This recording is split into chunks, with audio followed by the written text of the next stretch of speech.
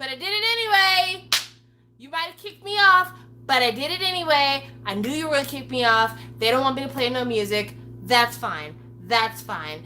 As it is, I already know I'm on the radar because you can't be talking shit about people and then playing their music the next day. It just don't work like that. I knew they were going to get me. But I did it anyway. Because I don't have to follow your rules. I do what I want. I do what I want. I did it anyway.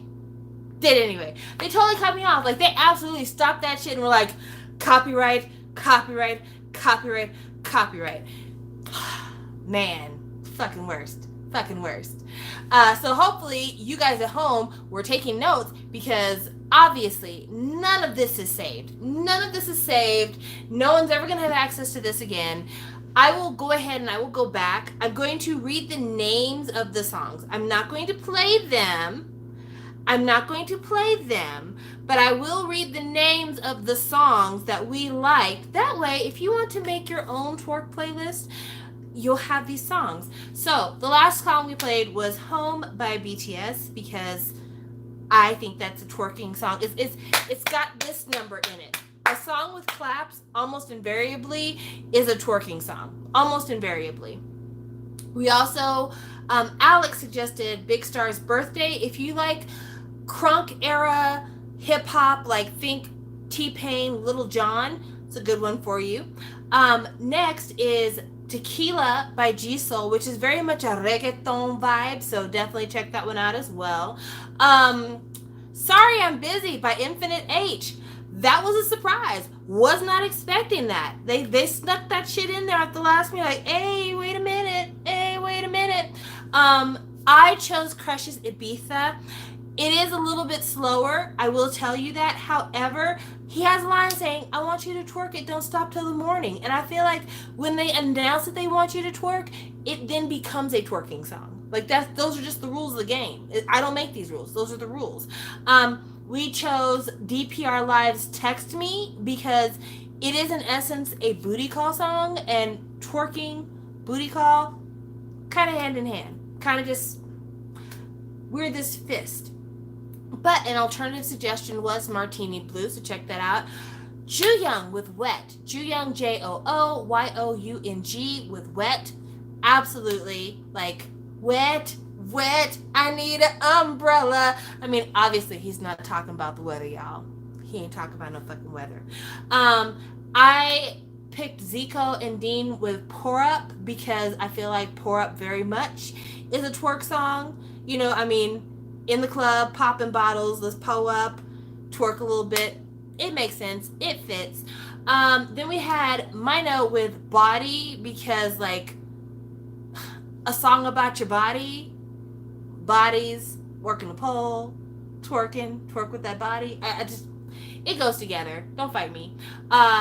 I also chose Crush's Oasis, even though you could take this off the list if you wanted to, but I added it to the list because I really like the bridge with Zico, and he's just like totally unhinged screamo rap. It's a great moment in time. Even though we didn't choose this for the playlist, we did play this song, which was Simon Dominic's Make Her Dance, and they're attempting to twerk in the video, which, again, like I said, I'm not body shaming nobody, but the song definitely, if there were some slight changes, absolutely a twerk anthem. Absolutely. Also, Simon Dominic's Pose can also be considered a twerk anthem. And before that, we had Roll Deep by Hyuna. Don't know why. I think it's like, you don't care. I think that's the part that makes it a twerk anthem. I'm pretty sure that's the part that makes it a twerk anthem.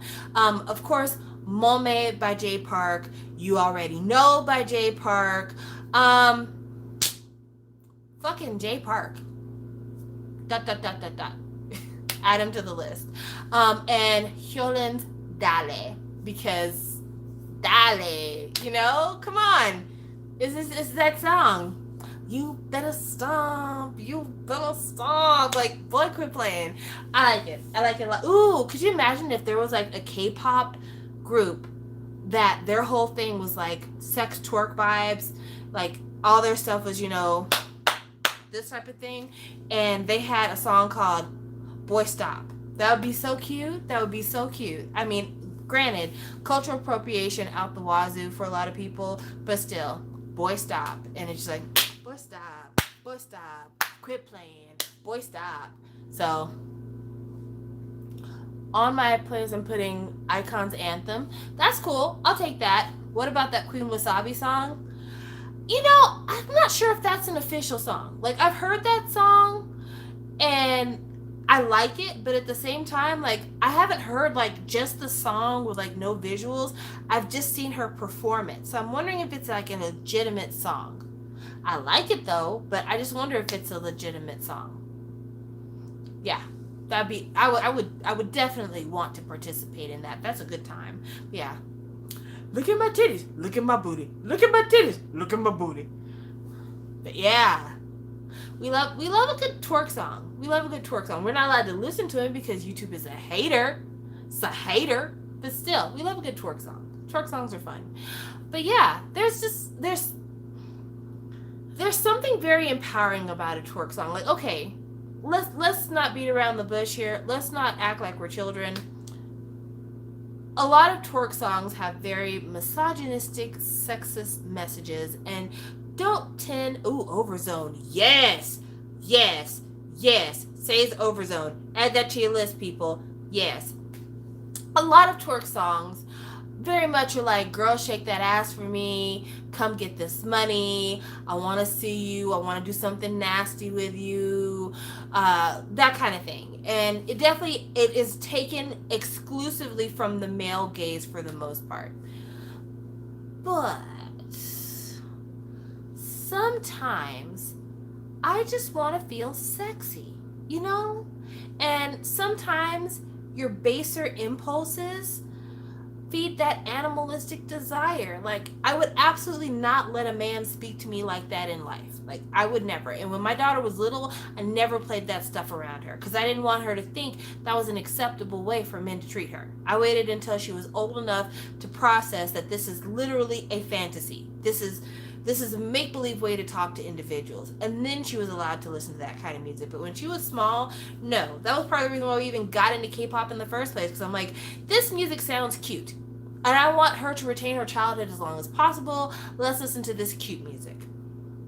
And so that was like a big push because I've told this story so many times because I'm an old lady and old people tell the same stories over and over again like they never told you. It's like the 50th time. Part of what really drew me to K-pop, like I said, trying to have clean music for my daughter. We were listening to the radio and Chris Brown was trying to make his comeback after all the Rihanna stuff had happened, and he released a song called All Night. And it has the nastiest fucking lyrics. I'm not going to play the song. I'm going to read the lyrics because I know YouTube's going to try to cut me off. I'm not trying to hear that. So I'm going to go ahead and...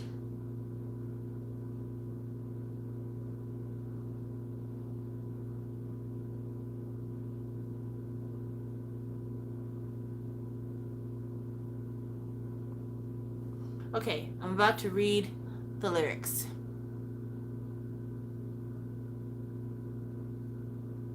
No, I don't want the song. I don't want the song.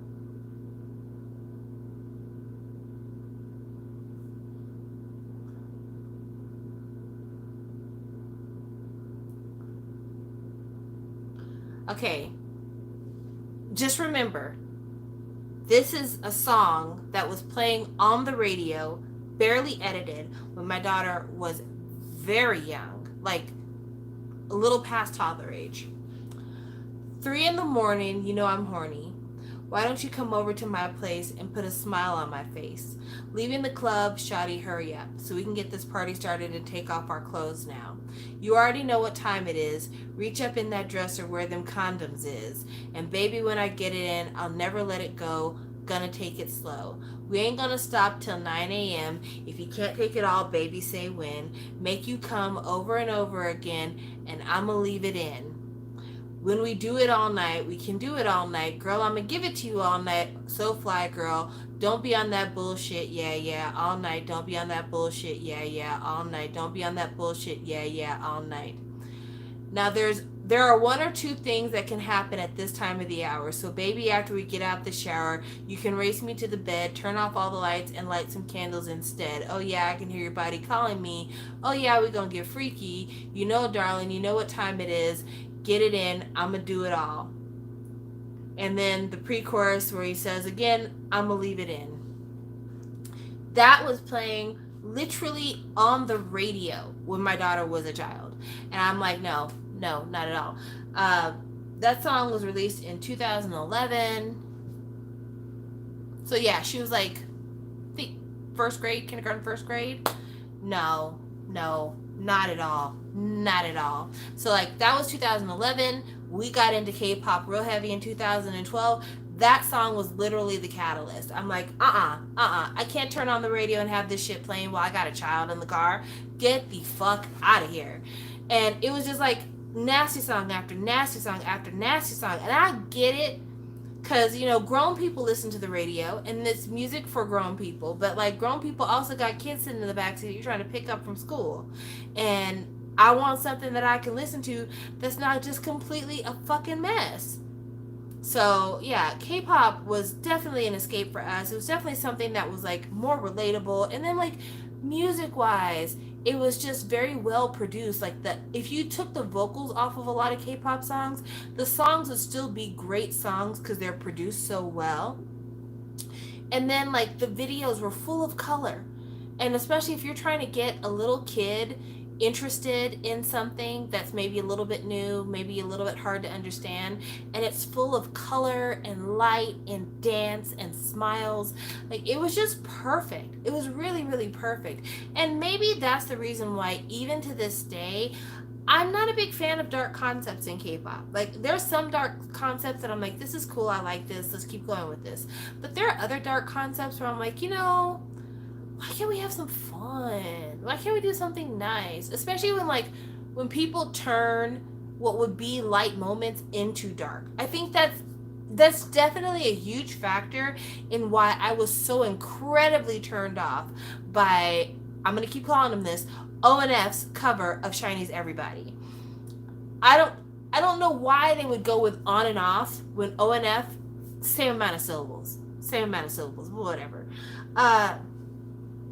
SHINee's Everybody is a happy pill song. It really is. Like, it's one of those songs that, like, you know, everybody, everybody. Like, it's a happy song.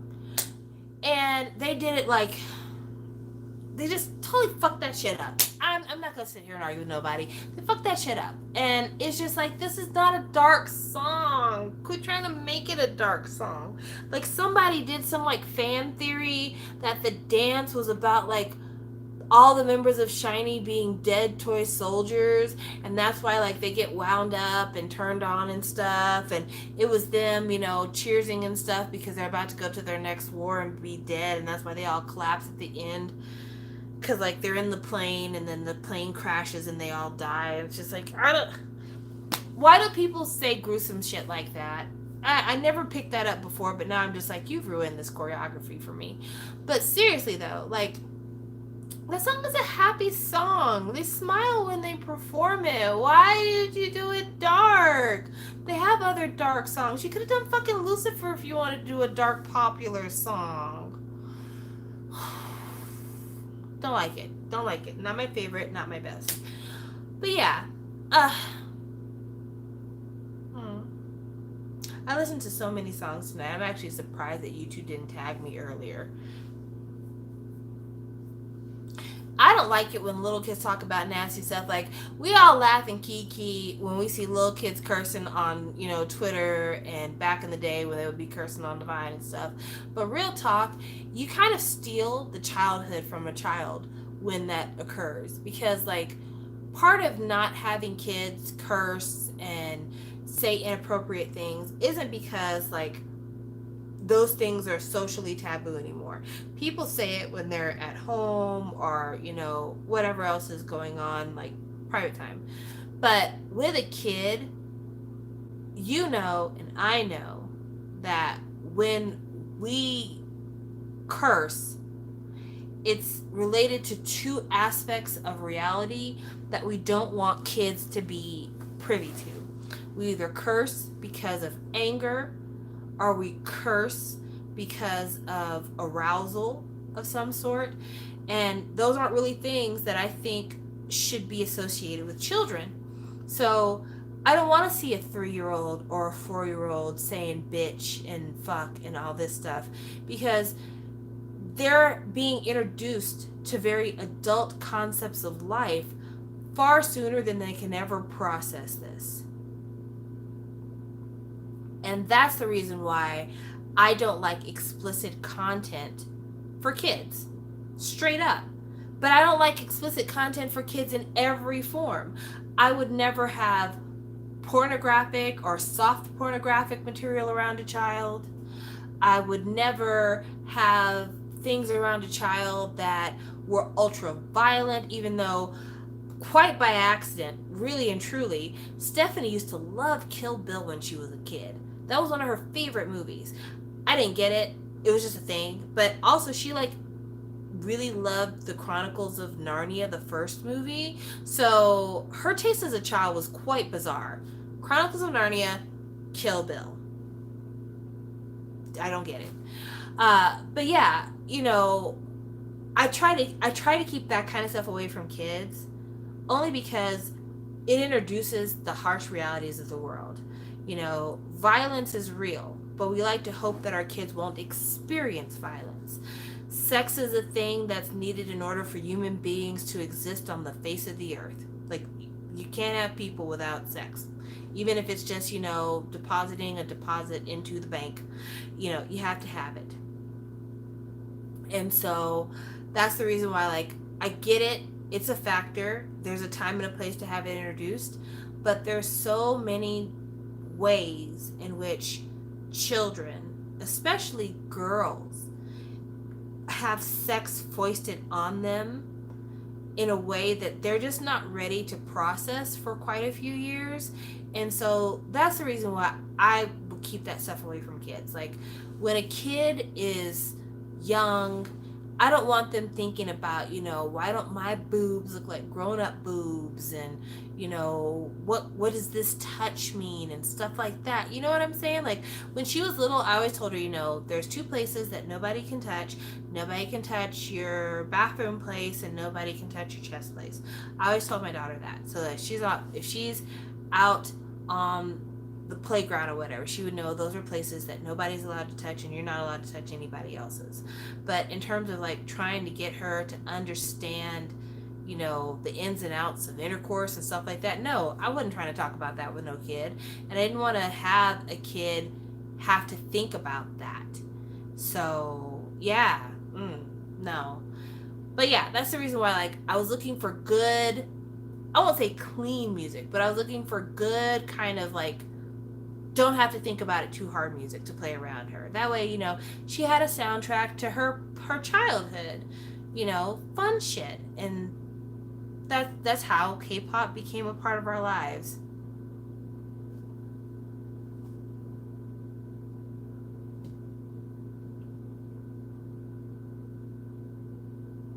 Okay, I don't know what you're talking about, Sahia. I made a statement about I didn't like that they turned everybody into a dark song, and then I started talking about something totally different, and I think you're relating the two, and I think it's maybe because you jumped in the middle of a conversation. So you're confused right now because you've made yourself confused. But no, I didn't say there was anything sexual about ONF's performance of Everybody. I said that they made the song dark, and the song wasn't initially a dark song. So this I'll be able to keep up because I'm not going to have any copyright strike because I don't have any music playing. But if you go back and you watch this again, I didn't mention anything about sex in terms of ONF's cover of Everybody. We were having a conversation about how I got into K-pop. Well, actually, prior to that, we were having a conversation about Chris Brown and his nasty lyrics. And then I was talking about how that song prompted me to get into K-pop and why it's another reason why I don't really like dark concepts too much. And then I was saying the reason I don't like ONF's cover of Everybody is because it was a lighter song and they made it more of a darker song, and I didn't like that. because it ruined the feeling of the original song for me. And so that was what I was talking about. And you know, everybody, you're right about everybody having their opinion, but like, again, my opinion is about the way that the song was interpreted. I didn't like it. It didn't suit to me. It changed the vibe. It went from a light song to a dark song. So that's how I feel. And that's how I feel as somebody who's been a Shawwall for 8 years. That's how I feel. I'm not the oldest Shawwall in the game, but I've been here for a minute. And, you know, every time I've heard that song and heard Shiny perform that song, I've seen Shiny perform that song twice in person. And it just doesn't have that feel. And that's why I didn't understand why everybody was so hype about it, because to me, didn't capture the essence of the song. Whereas the boys, when they did their cover of Danger, very much captured the essence of Danger. And they did make it their own. They added an entire rap verse to the song. So it wasn't like they left it alone. They added things to it. They added different choreo, but they understood that, you know, and we've already had this conversation, so I'm going to cut it off short here. They understood part of what makes these songs popular is the feel of the song. You can fuck around with it a little bit, but the feel of the song, the vibe you get from it, the aesthetics of the song are just as important as the lyrics and the melody in a lot of ways.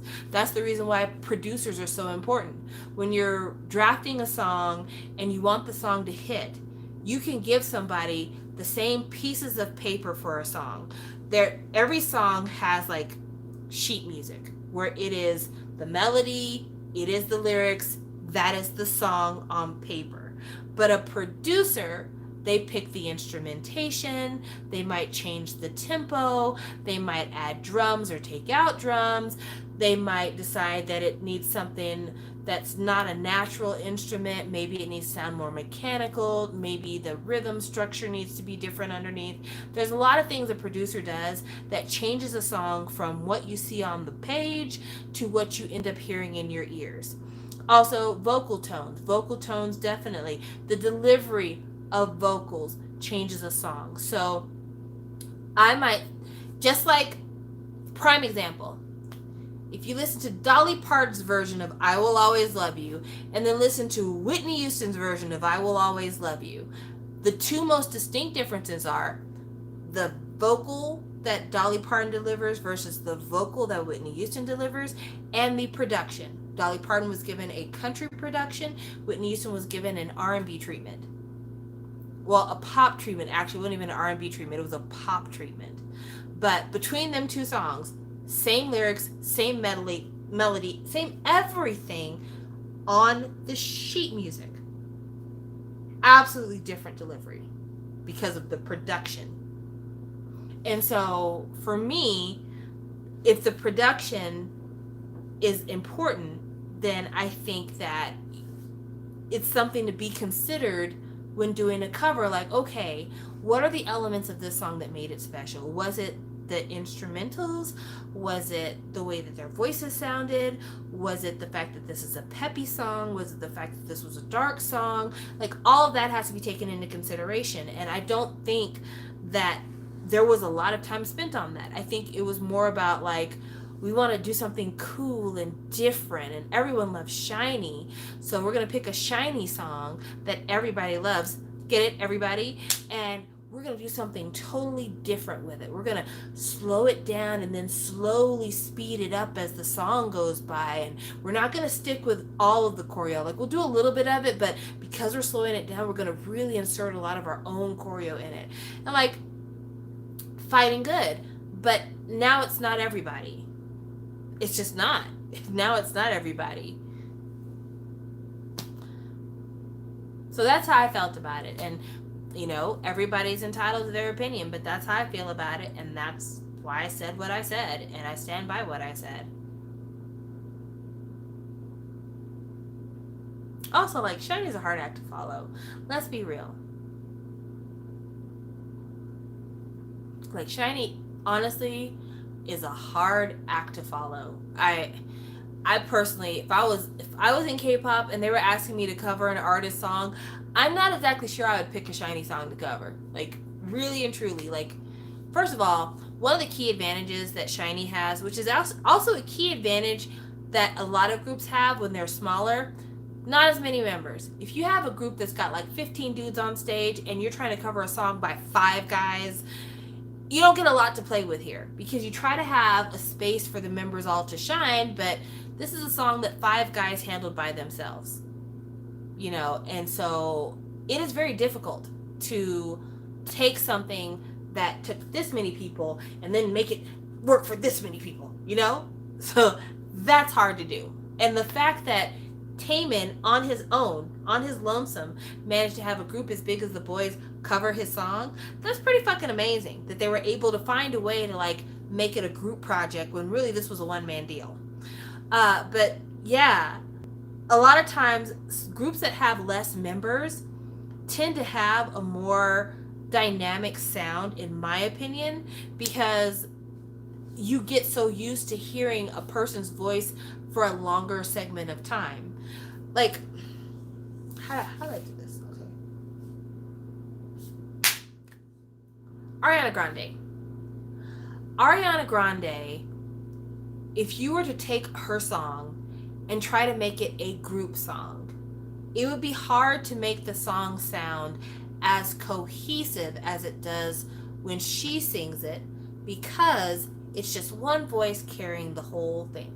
So everything kind of falls in line because the unifier is that one voice. Even if the tempo changes, even if the melody changes, even if everything else around her changes, her voice stays the same, right? When you are dealing with multiple people, there's always going to be breaks because every person has a different vocal texture and tone. So you can tell absolutely when it breaks from a Taemin to a Jonghyun to a Onew to a Minho to a Key. It makes, you know it. It just is right there. It's in your face, right? Now let's say you've got 11 members of a group. So you're constantly making these changes because you're trying to get everybody in there, right? And when you have a smaller group, you've had more time to sit in the pocket with them.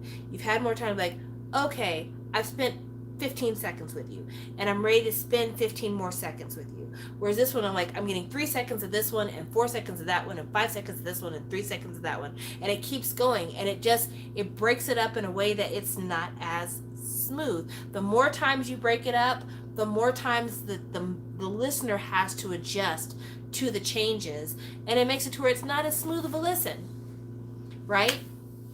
So I think it's really hard when big groups try to cover songs for small groups, because small groups get the advantage of being able to spend more time in your ear, spend more time in your head. And with a bigger group, that's a lot of the reason why sometimes you have members who just, you don't hear them in a song. Like, you'll have a big group and there'll be a lot of really good singers in it, but maybe this is a song where only a couple people are going to be heard. And that happens because otherwise the song would be a mess. And when big groups try to make sure that everybody gets a line, you'll have some people who like get a whole bunch of lines, and then somebody else like, that's right, girl, and that's their line for the whole song. And it's like, what was the point of that? What was the point of giving them that one, that's right, girl, and that's it, you know? So I don't think that if I was a big group and I was trying to handle a song, that I would go with a smaller group. Like, honestly, I would probably try to pick another big group as well. That way it kind of goes similar to it. So like, if I was 2 and as many people as they have, I would probably go and cover a 17 song, or I would cover a Super Junior song, or something that's already a bigger group. That way I don't have to make as many changes. And you know, if we are going to be like, okay, we're concentrating on one element of this cover, what will that element be? Maybe like, okay, let's concentrate on the choreo. Like, let's make some changes in the choreo, but keep like the key dances.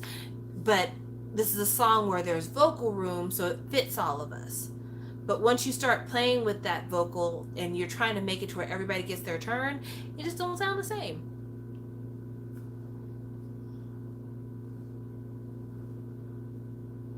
Yeah, so you know, it's tough. When K-pop was something I started paying attention to, there weren't as many great big groups.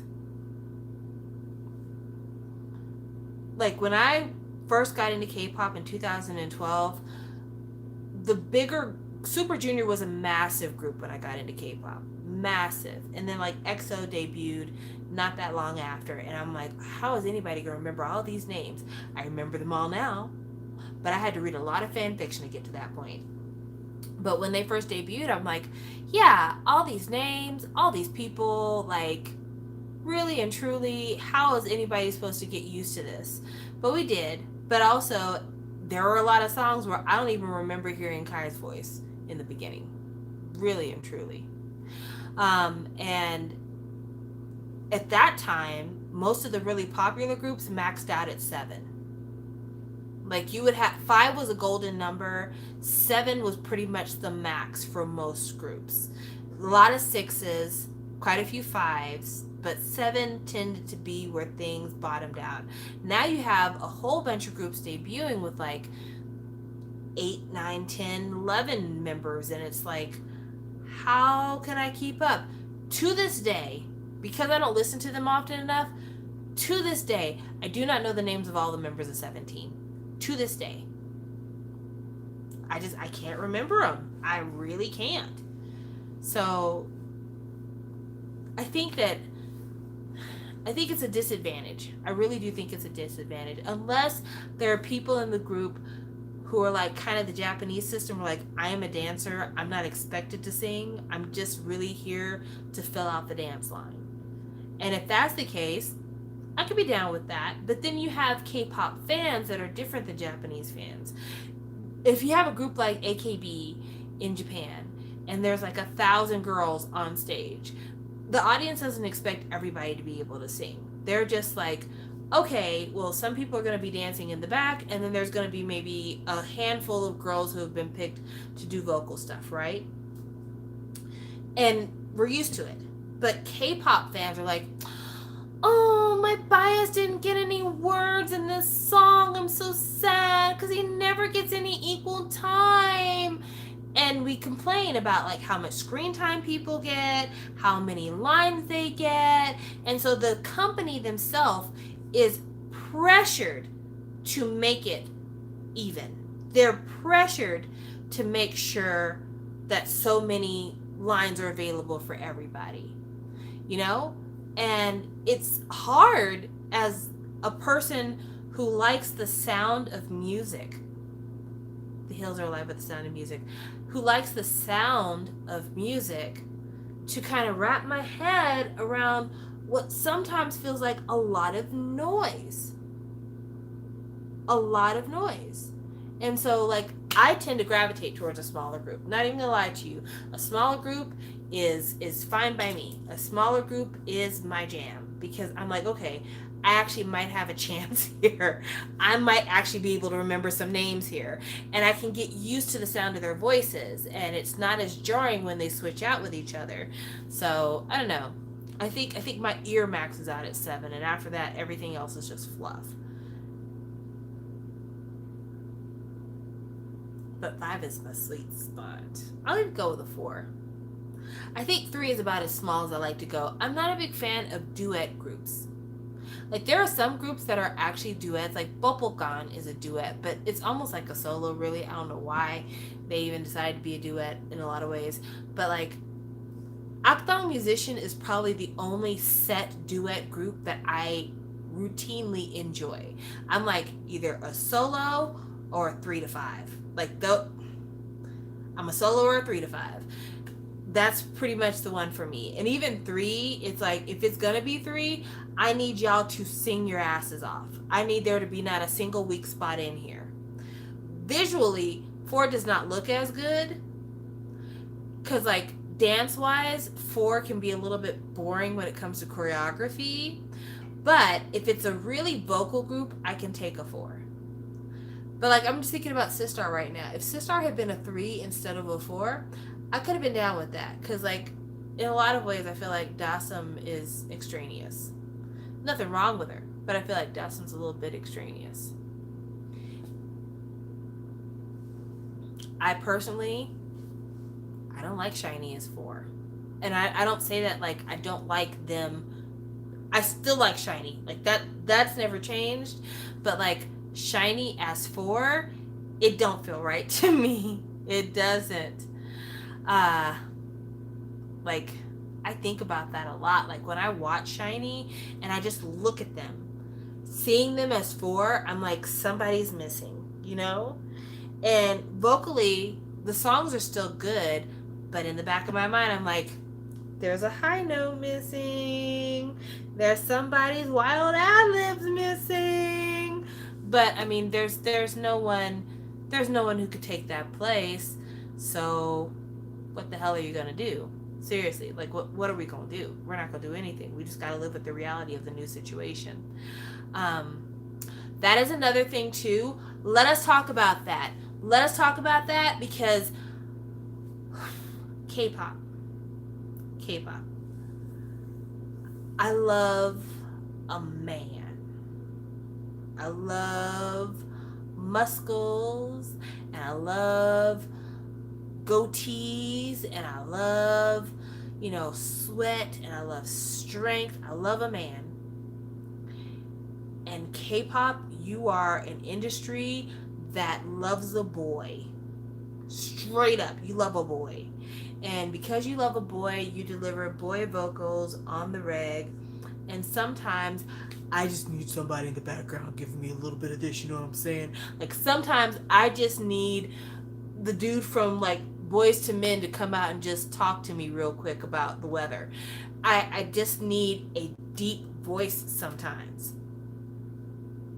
And I get it that when a guy has a deeper voice, it reads a little bit older. I absolutely get that. Like a deep voice speaks to older. But there have got to be some boys out there who like hit puberty hard and can deliver. Because I think that if you were to do that, especially singing, because K-pop has no problem with deep voices with rap. You can be yo, yo, yo, yo, yo. You can absolutely do that. But when it comes to singing, a lot of times they don't have deep voice singers. And I feel like that is something that we need more of in K-pop because it adds a dimension to your harmonic line that you just don't get when everybody's sitting around the same spot. You know? Like when everyone's sitting around the same spot and we're all sounding about the same, we're competing a lot of the way. But when you have layers of voices and people in different range, when it's time to really hit you with that harmony, with that skill, then all of a sudden you're like, ooh, this is rich. This is something else. I'm transported for a second. K-pop, let's do this. Let's do this thing. I want it. The kids want it, But yeah, K-pop loves a boy. They love to get him as young as they can. And I understand why. Like,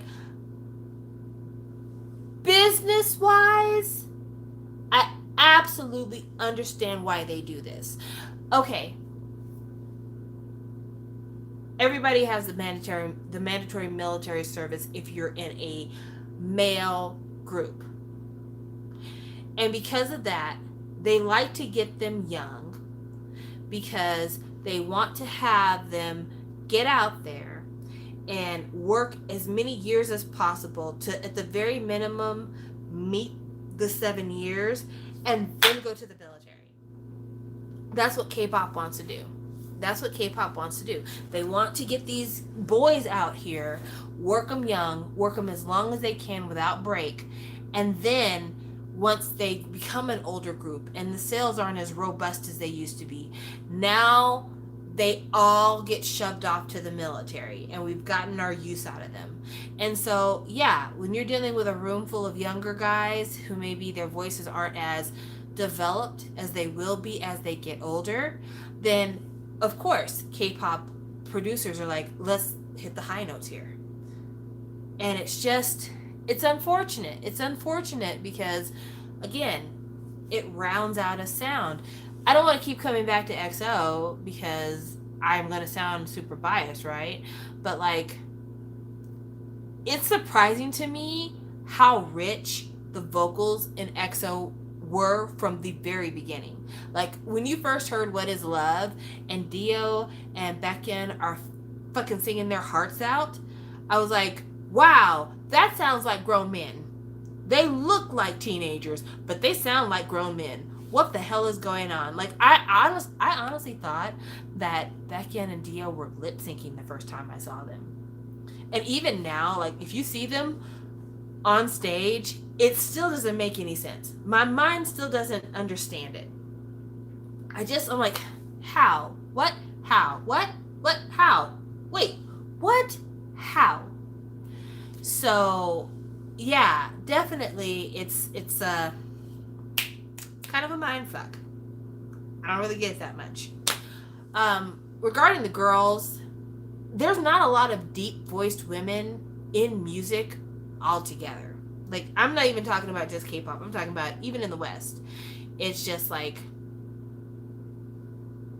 really? Are you sure? I think the only group that like usually has somebody singing in a deeper register in their harmonies, Mamamoo. Mamamoo, because I think that Moonbyul, when she harmonizes, she tends to be a little bit deeper with the group. So like whenever they're all singing, she tends to take the low note, and she does it pretty effectively. But there's just not a lot of deep voiced women who sing in music in general. And most of the women who have deeper voices who sing, they don't tend to sing pop music for some reason. They tend to sing like rock music or folk or something like that. And it's surprising that they don't tend to want to be in pop, because that's fire. Like, when Dua Lipa goes low, those are her best moments, in my opinion. I'd much rather hear her go as low as she can than trying to get up high right here. And I think that that's what makes her stand out a lot in the music scene. But yeah, there's just not a lot of chicks who are doing like pop with a low voice. And in K-pop, absolutely not. Especially because, like, again, it's an optics thing as well. So, much like boys in K-pop, they want to catch them young. Uncle fan culture is massive. It's massive throughout all of Asia. It's massive in Japan. It's massive in Thailand. It's massive in Korea. And for uncle fans, they like their girls young. Oh, this sounds so fucking dirty. I'm so sorry, guys. They like their girls young. They like their girls as kind of pubescent sounding as possible. And so a group is not going to have a whole bunch of deep voiced women types in it a lot of the time, because they want everybody to sound as cute as possible. So of course we all have high voices because we're so cute. And I mean, that's cool and all, but then as you get older and you want to change it, but you're still having to try to perform these old songs because those are the ones that people really loved in the beginning, it's a strain. It's hard to stay there as you get older because your vocal cords age just like the rest of your body ages. You know, my mother, it's so funny. My mother smoked all of my life. And to me, my mom has sounded the same to my ears all my life. Well, my brother had some old VHS tapes, like family home movie type things. He had them converted to my mom's laptop to be electronic files, and I played one of them. First of all, I sounded like a chipmunk. I don't have a deep voice. Have you guys noticed my voice is not very deep? Like, there's some times where I will have a deep intonation because I'm saying something and I want it to have more gravitas. But for the most part, my voice is not very deep. And it's nothing that I'm doing. I don't make my voice intentionally high. This is just the way I talk. It's always been this way. When I was in high school,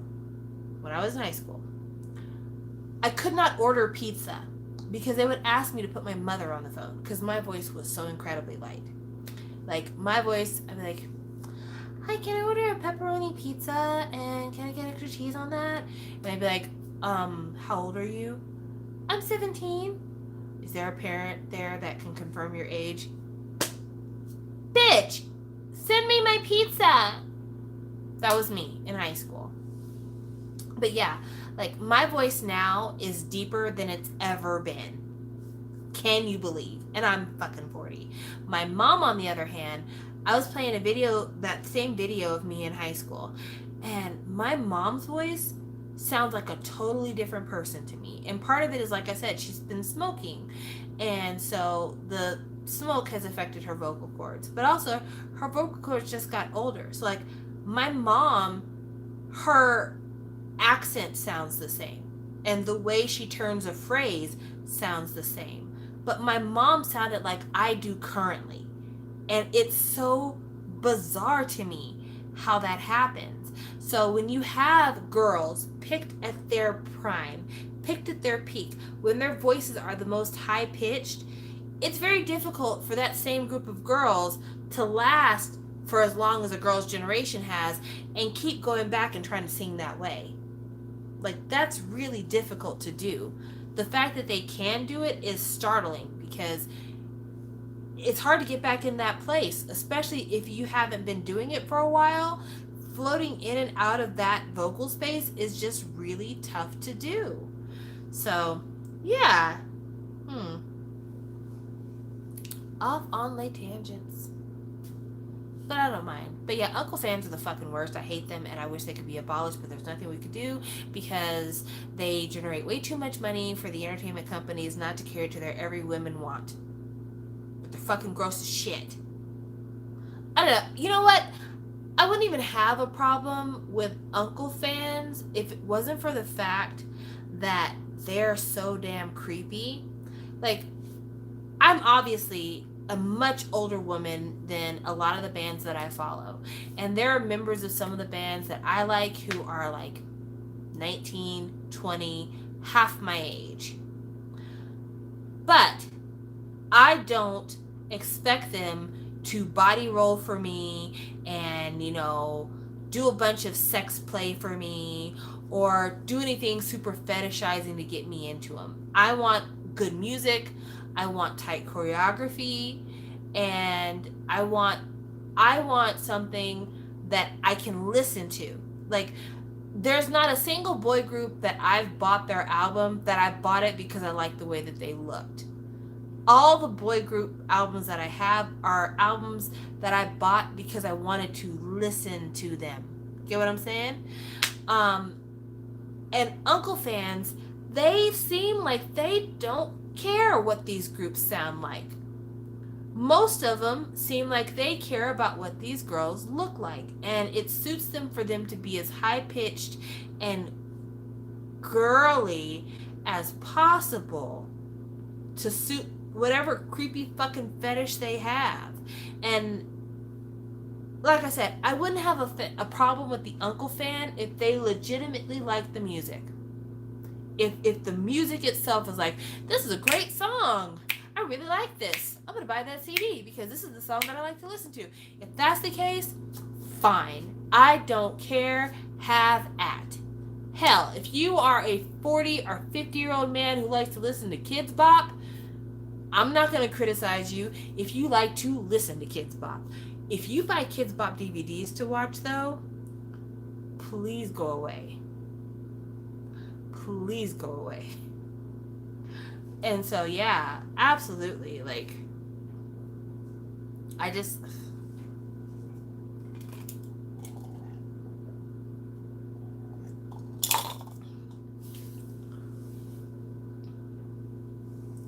Yeah, no, I don't like that. I don't like a little kid group.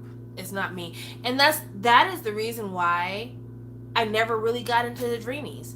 The Dreamies were young when they debuted, and the fucking song they debuted with was like, it was like the male equivalent of an Uncle Fan song. Choo choo choo choo choo wing gum. Nope. I am not trying to have the feds knock down my door. Go away. Get away from here. You know, and so yeah, I no. Wasn't having it, wasn't here for it, couldn't get into it. And since that time, they've gotten a lot more adult. they've definitely started singing about stuff that has a more adult tone, which they're allowed to because they're big boys now. But it's still like in the back of my mind, I am still like, those are those chewing gum kids. Those are them babies. Like that's where my mind is. My mind, like, those are them babies. And I oftentimes feel very creepy when I tell people that Mark is my bias in NCT.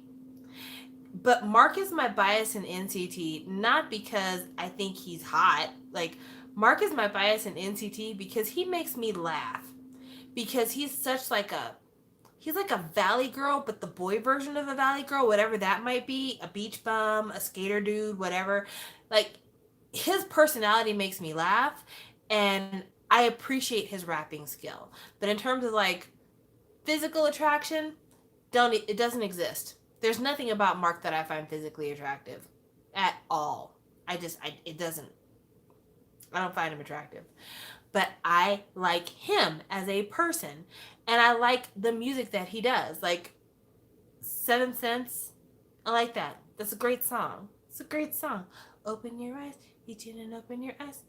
But yeah, the Dreamies, can't get with it. I don't know anything about it. Can't.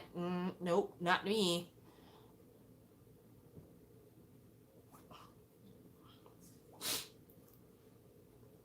Yeah, Uncle fans are a disease. Uncle fans are a disease. And also, like, real talk. I don't know if it's just a man and a woman thing. Maybe, maybe not. When we have conversations about statutory ages, again, this is a gross conversation, y'all. When we have the conversation about statutory ages, we have people always talking about, well, what is the statutory age for adulthood in such and such country, or the statutory age for consent in such and such place. And invariably, most of the time, 99 out of 100 times that we're having this conversation, it is about men trying to figure out the age of consent for girls. Hardly ever is this discussion about the age of consent for boys. I can't, in the 40 years of my life, I don't think I have ever heard a conversation about the age of consent for boys that didn't have to do with Mary Letourneau.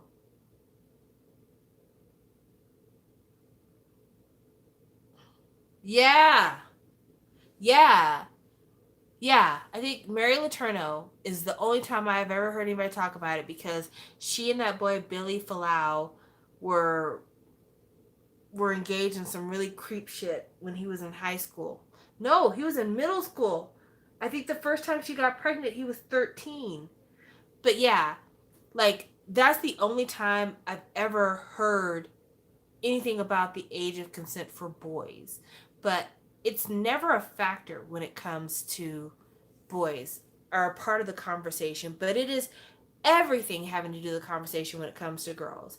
And on the one hand, it could be because we feel like boys engaged in sexual activity is normal, there's nothing wrong with it, it's not hypersexualization for them.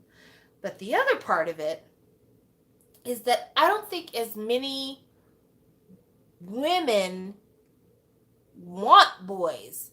And I'm not saying it doesn't happen. I mean, I just told you about Mary Letourneau. I think her name's, I think it was Mary Kay Letourneau. Mary Kayk, Mary Kay Letourneau. She was a school teacher. She was married, had 2 kids, and she was teaching a boy named Billy Falau. Billy with a V. Billy Falau. And I think he is Pacific Islander. Like, I think he might be Samoan or something. I'm not sure. And I want to say he was 13 when she first got pregnant by him. And it was a huge deal because she ended up getting pregnant by him twice before she went to prison. How the fuck that happened, how his parents didn't have him under lock and key, how they didn't manage to shoot her when she came around, I don't know. But they ended up getting married after she got out of prison, and I think they're still together now. I don't know. I don't keep up with creep shit like that. It comes up every once in a while, but I don't check on them. And at the time that the case came out, everyone in America was like, this shit is disgusting as fuck. But I noticed a lot of male comedians made the joke like, that kid is, what a dude, look at him. But really and truly, the story was horrifying. The story was horrifying for so many ways. First of all, I don't think any child of any gender is prepared to be a parent at 13. I don't think that that's possible. It can't be possible. You know? So that already is number one. Number two, there is a specific power dynamic between a grown-ass adult and a child. And the specific power dynamic is, I have experience. I've dealt with people. I've dealt with situations. I've done things that you have never had a chance to do. We're not on the same page. We're not on the same playing field. Therefore, you can't compete with me mentally. I can run circles around you mentally. And so even if I'm saying you're mature for your age, you are still your age. And I'm still my age. And I've still gone through a lot that you will never get to until you've been my age. So definitely, there's no way to truly relate to somebody with a gap that big because they got to go through it. They just have to go through it. And it's also horrifying because this woman has ended his childhood prematurely. He's not ready to be a father. He wasn't mentally prepared to even be in a relationship with you in the beginning. He's been exposed and notarized and can never have a life that's normal again because for all of time his name will be affiliated with the nasty shit that she did. But also, like, outside of the manipulation which caused him to actually marry her when he got out of prison, he's never had a chance to be a kid. He was a father super early on, and his family got custody of the daughters. So the daughters that they had together, the family got custody of them. And so while she was in prison, his mom was raising him. But his mom was also like, these are your kids, you know. So even though all this shit happened and it's really disgusting, still, these are your kids, and they know that you're their father. And so he couldn't just be a young guy who wanted to go out and party and do all this stuff. He had to remember that when he goes home, he's a dad. And so there's so many things that she robbed him of by doing the super selfish shit she did. And she couched it all in the, you know, well, it was just magical and we're actually soulmates, and that's the reason why this is all so great. And it's just like, no, that's some old delusional ass shit that you came up with in your mind. But no, there's no way that you're a soulmate with a kid. There's no fucking way. You a parent of two, a soulmate to a kid? Fuck out of here, you know? But it seems to me like it doesn't come up as much because there's just not as many women looking to engage in relationships with boys. Also, like, boys are very much looked at as boys for much longer than girls are looked at as girls. Like, a boy can be a boy when he's 25. Like, oh, I'm just a kid.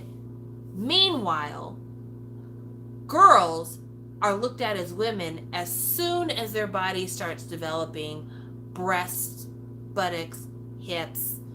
All of a sudden, you're a woman now. And it's really upsetting a lot of the time when we're talking about, like, sexual activity for young girls with older men, because so many times the excuse that older men have for engaging in sex with younger women is, well, she doesn't look her age, she looks grown, and how was I supposed to know she was a kid? Very easy. Tell her to open her mouth and talk. I'm sorry, there's no 13, 14, 15-year-old out here that can have a talk with me and is going to sound like a grown up. There's not a single one. They all sound like babies. They all sound like babies. Whether it's because the conversation they're having is is a not mature subject matter, or maybe it's just the way that they approach it. There's like a little bit of insecurity in the way that kids talk because they kind of like are not as certain in their positions a lot of the time. But yeah, it doesn't matter how this kid looks. When they talk, it's very evident they are a kid. So if you are just so damn nasty that you don't even take the time to talk to somebody you're having intimate times with, you deserve to go to jail. You deserve to go to jail. I don't care if she's got a D cup, double D cup, F cup, whatever. That's a kid. That's a kid. All you gotta do is talk to him. It's a kid. But girls, a lot of the time, they're judged by their bodies more than they're judged by their minds and more than they're judged by their ages. And so that's why people are constantly pushing that whole age of consent, which is a man-made construct. Man-made construct. The reason why it's different all over the world is because it's a societal, cultural thing, but it's not real. There's a lot of people out here who shouldn't be doing shit with anybody else until they're 25 because their minds are young, really, really young. But yeah, like, it's always some men having the discussion about some age of consent shit, and it's very rarely women talking about, well, I know he's 16, but in the state of Georgia, you can consent at 16. You just don't hear grown women having those kinds of conversations, but you hear it from men a lot.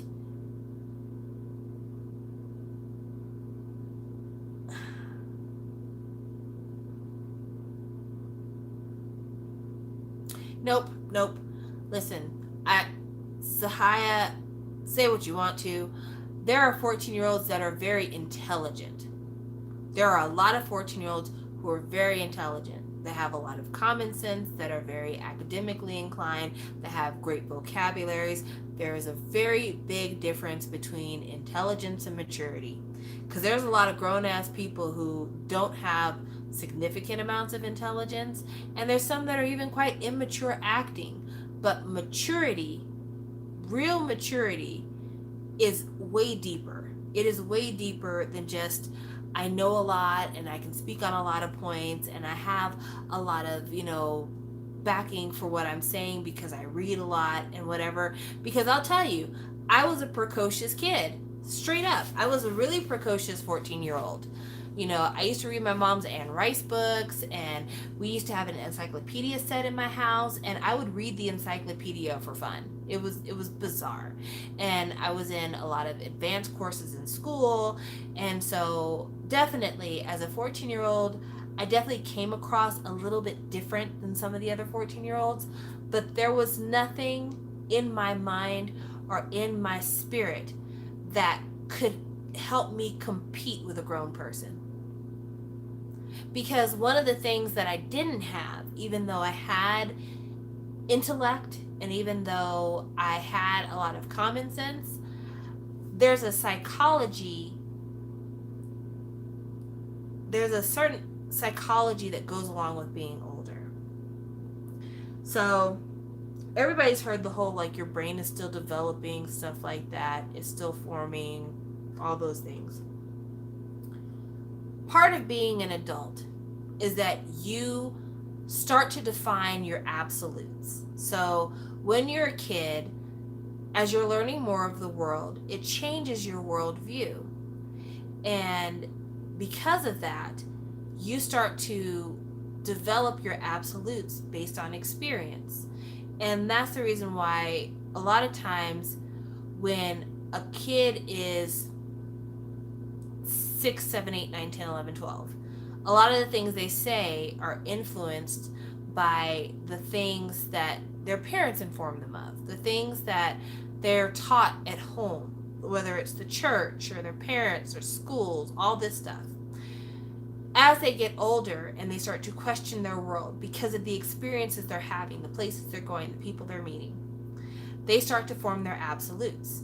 And sometimes those absolutes do stay very similar to where they came from. They might live a life where nothing really has to challenge their worldview. But then there are other times that as you get older and you're having these experiences and you're still in a phase where your personality is forming, you might be like, oh wow, I've never considered that before. I've changed a little bit here. And we're supposed to change throughout our whole life. And that's what I try to do. I really try to do that. I try to change my whole life. But there are some things that are absolutely set about my personality. And it would be almost impossible to change those things. Like my ability to be alone, the way that I work, basic enjoyment, basic expression of enjoyment, a lot of those things, those aren't going to change. Like I might change what makes me happy, but the way I express what makes me happy, that's not really going to change basically. My vocal pattern at this point is pretty much the same. I'm going to sound like I may get older and my vocal cords will get older with me, but I'm basically going to sound the same in terms of inflection and those kind of things. That's all set now. My voice is here. It's all set now. And those are things that come with physical and age maturity that have nothing to do with intellect or thought. It's experiential. It is a time-based thing. And so I would never say that you should discount a child's opinion because of their age. Like, that's not true. It's very important that people respect children and take children seriously, because a lot of grown-ups who feel disempowered and feel like they've never been truly listened to is because people, when they were young, told them kids weren't worth listening to. And because they were told that when they were young, they start to believe that I'm not worth listening to. Whereas a child who is used to being listened to, they tend to have a bit more self-confidence, and they tend to have a better image of themselves because they have been given the nonverbal signal that what you say is important and it's worth being heard. So no, I would never say that like you shouldn't listen to what a kid has to say. And I keep saying kid because I'm trying to emphasize still young, still a kid. You should absolutely listen to what kids have to say. You should absolutely take their opinions into strict and serious consideration. They deserve, because this is a world that we're borrowing from the future. Everything that we do today is us borrowing credit on the future. So the kids deserve a say. And they need to be listened to, and they need to be respected, and they need to be treated the way you would treat an adult when it comes to respect and honoring them. But they also deserve protection because there's still a lot forming there. They're still in their eggs, and their eggs are fragile. Let's wait for them to like really hatch. So yeah, fuck any gross adult who's like, well, they're very mature for their age. Get out of here. If the opinion is my girlfriend is 30, I'm calling the cops. Like, I definitely, I'm not even gonna lie to you. There were some gross situations that I remember girls in school with, and I remember at the time thinking, you are so cool, you're so mature. And now, as a 40-year-old woman, I'm like, wow, she was being raped, and I did not even notice or say anything until years later. There was a girl that I went to high school with, and I'm certain that she was like between 15 and 16, and she was dating this guy from the United Arab Emirates. The reason I remember that is because when she said that to me, that was the first time I had ever heard of United Arab Emirates. I had heard of Iran and Iraq because Desert Storm was a big thing when I was young. I had heard of, Egypt and Saudi Arabia and all that stuff, but I had never heard of United Arab Emirates, which United Arab Emirates is the country that Dubai is in, I believe. And so she we lived in El Paso at the time, and El Paso has got two big military bases. They have an Air Force base, which I can't remember the name of it now, and they have an Army base called Fort Bliss. And she was dating a soldier who was stationed in El Paso. And she would talk about how, like, he's so mature and he loves me so much. And she was the type of girl that dressed like an adult in high school. So, like, when she would come to school, she always wore her hair slicked back in a bun, and she always wore like really thick eyeliner and like dark colored lipstick, like plum colored lipstick. And all of her clothes were like, you know, super fitted. Like, I was in high school, I lived in t-shirts and baggy jeans and like dirty shoes. That was my whole costume throughout my high school career. But she always wore like nice blouses. Sometimes she would wear dresses, and she had a larger chest for a small girl, because I think at that time she was maybe about like 5'4", but she was easily a D cup. But she would talk about like how he was just so great and they were so in love and they had sex before, but that's because one day they're going to get married. And I remember sitting at the school with her and being like, oh wow, you're so grown up. You guys have such a grown up relationship. I'm so jealous of you. And now looking back on it, I could totally see where she was being groomed. I can totally see it. You know, I could totally see how she was being groomed by this person, because this is somebody who has no intention of really marrying her. This is somebody who's like, I'm stationed in the United States, I could be moved at any time. This is the thing I'm doing currently, and then I'm gonna be gone. And thank goodness she never got pregnant while this was happening. You know, they eventually did break up because he did exactly that. He changed duty stations. But I never thought about it during that time. I was more impressed with the fact that she was mature enough to get an older man. It didn't even occur to me that, like, this is a really big and power balance. And this guy was not like a young 20. This was like a guy in his mid to late 20s that she was dealing with. So like almost a decade's age difference, if not more. And yeah, didn't even occur to me. But that's what I mean when I say maturity.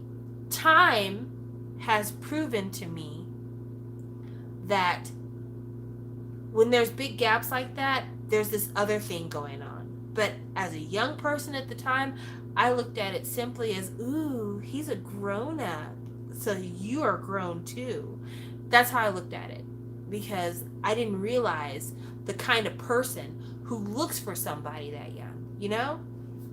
I didn't realize that, like, this is a person who has a defect in a lot of ways. Because as a grown-up myself, I can't imagine being in a relationship with anybody who isn't a grown-up. And it's not even about, like, oh, because you listen to different music, or because, you know, culturally you're more of a TikTok generation and I'm more of a Facebook generation. No, that's not even it. It's a lot to be a grown-up. Having to regularly pay bills and make tough decisions and deal with aging family and all this other stuff. It's a lot to be a grown-up. And also, like, my touch points for nostalgia are very different. And one of the things that I would like in my life is to be with a fellow grown-up. I would like to be with a fellow grown-up because I would like somebody who can relate to me in those things. I don't think I'd want to be around somebody who didn't understand kind of the pressure I'm under, or the experience of being a grown-up and having certain things that you feel like you should have by now, and trying to make goals towards something that's coming up a lot sooner than later. And I just don't think that that would happen for me with a kid. Like, I don't think that there's anything I could do relationship-wise with a college student. You know? So, yeah, I don't see it. I don't see it for me. Like I heart Minho. I love you so much. But I mean, first of all, languages would always be a barrier. It would never work. But number two, like, just our life experiences are so totally different. Like, definitely his life experience is probably more than mine just because of the fact that he's been a celebrity, and like celebrities, they see a lot of real raw shit in the background. But, you know, in terms of like my health concerns, for my health getting older and stuff like that, that's something where like I would need to be around a grown up, because I would need somebody to relate the fact that, you know, as I get older, I'm wondering, is high blood pressure around the corner, hypertension, diabetes, all these things. I don't know that a younger person would necessarily understand that unless they've been experiencing health problems themselves. So, yeah, those are the things. Those are the things which would make it virtually impossible to date an older person. I have totally gone from one thing to another. I've landed in a place I absolutely didn't anticipate to land in. So, with that being said, I'm going to get off of here because it is a little bit later at night and I still have some other stuff I want to do before I go to bed. But thank you guys for joining me. Sorry I couldn't keep up any of the content that I filmed for like an hour before all this. But you know what? YouTube is what it is, and you know, you just got to deal with it. And thank you for saying that I'm still young, but let me tell you, my insides hurt like an old person. So I know my age because I can feel it. I can feel it, and I can see it too. Look at my little gray streak. My gray streak is cute. So yeah, I feel it. Even if I don't look it, I absolutely feel it. So tis what tis. Talk to y'all later.